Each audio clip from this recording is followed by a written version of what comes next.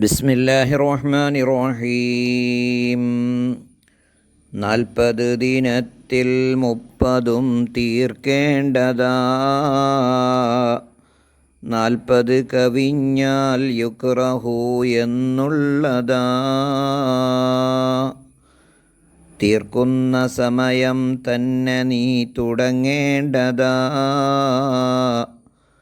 അത് മുഫ്ലിഹൂൻ വരെയെങ്കിലും ഓതേണ്ടതാ.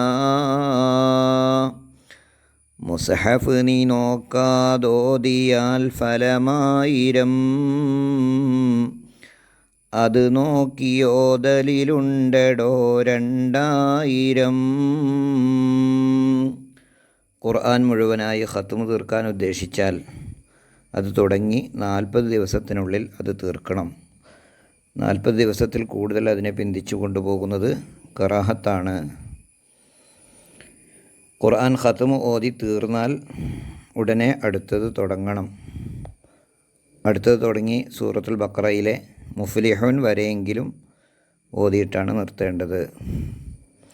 മുസ്ഹഫ് നോക്കാതെ ഓതിയാൽ 1000 കൂലി ലഭിക്കും.